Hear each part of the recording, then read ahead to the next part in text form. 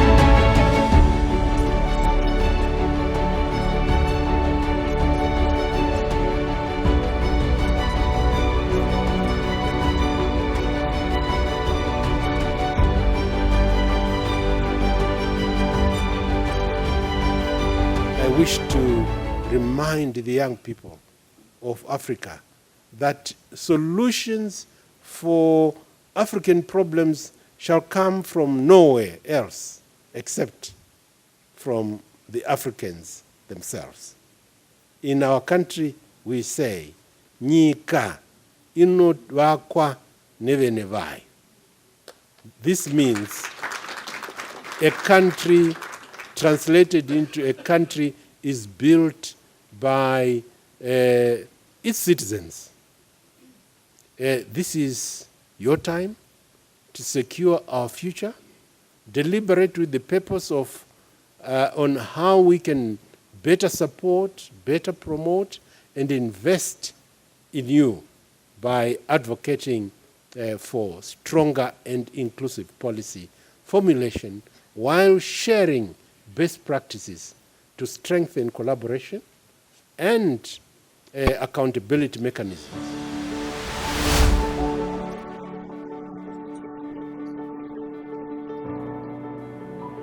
There is an urgent need to harness the demographic dividend and make youth the bedrock of Zimbabwe and indeed Southern Africa's development strides. We need to strengthen youth social mobility opportunities in the region to stem the tides of irregular migration, involvement in criminality, banditry, drug abuse, xenophobia, and violent extremism. For this to happen, we need an enabling environment of peace and security.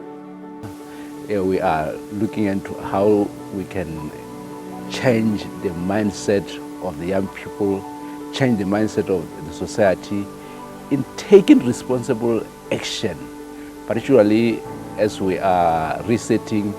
We have got programs in place as a nation. Some of the best practices is that we are mainstreaming youth across all government ministries and the parastatals. There are some youth, government has placed principal youth officers who are always documenting and seeing to it that policies in the ministries are indeed talking to the issues of young people. And young people find opportunities which they can indeed drive and showcase whatever they are doing.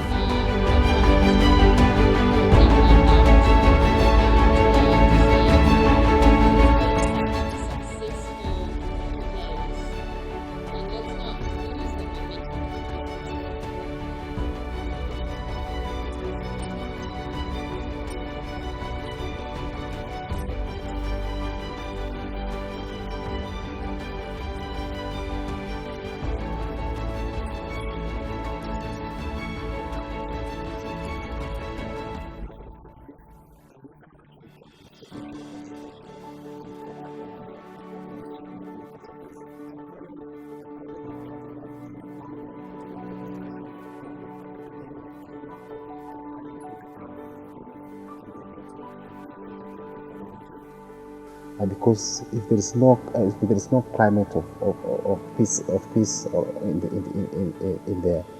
the society, it means that majority of young people will not be able to participate in an enterprise development. Young people face a myriad of challenges in the Southern Africa region.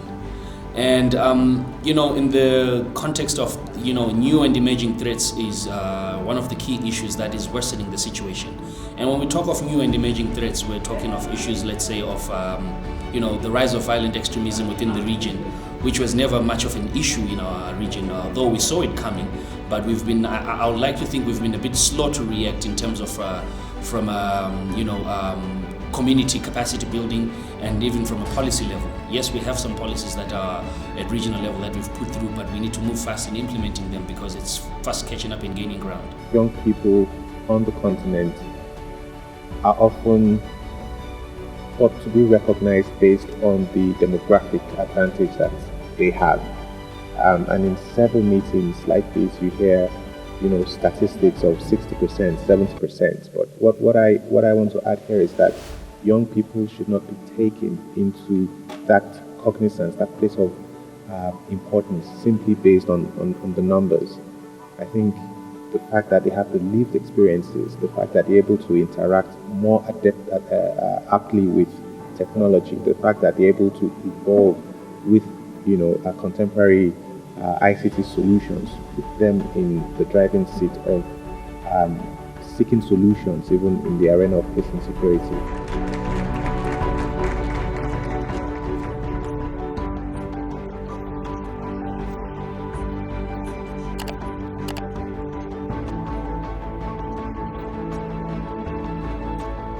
The conference agreed on the need for governments to expedite the establishment and strengthening the fora that promote inclusivity for various stakeholders to engage on matters of YPS and identify, address, and prioritize the formulation of policy, legislative frameworks to ensure that youth participation is embedded and implemented through affirmative action at various levels to encourage equity in representation of young persons. On prevention, the conference acknowledged the structural changes affecting the youth in Southern Africa region, including unemployment, economic opportunities, political and security challenges, including violent extremism, climate change, and limited effective engagement of youth with disabilities and youth in rural areas. We therefore call for urgent action by governments to address the above-mentioned challenges through the establishment and strengthening early warning and response systems at national, regional, and continental levels.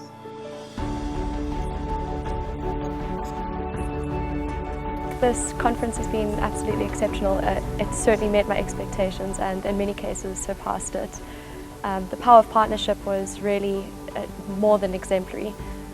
I saw how all the partners came together and made sure that our strengths and weaknesses complemented each other.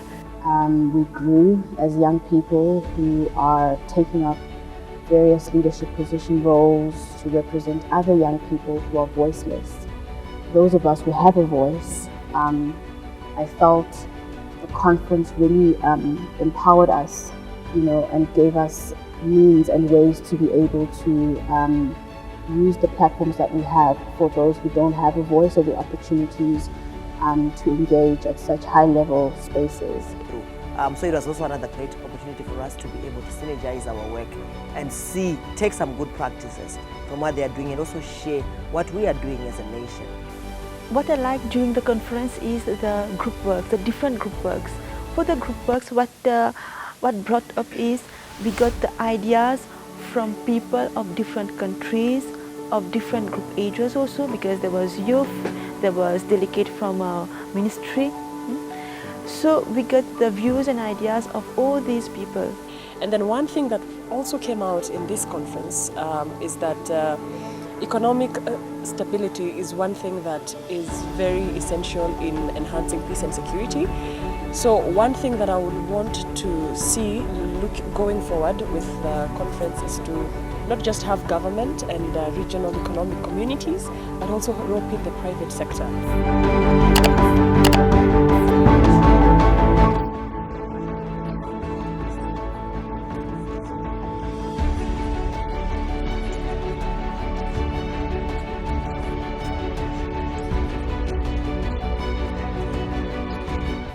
We are looking forward to make sure that yes, we have been able to bring the ministers in these particular conferences, but we are also looking forward to make sure that we also bring in the heads of states so that they can be able to commit on this particular agenda, even sign some of the declarations that we are committed on this particular agenda. But if you have it as within the region, you find that they share experiences. They get to hear how did this country deal with this issue. You know, the youth get to hear from each other how they address different issues, and so it's extremely important for it to come out as a sub-regional. As a sub-regional theme. Maybe going forward, we might even decide to have one big summit that now brings all of them together.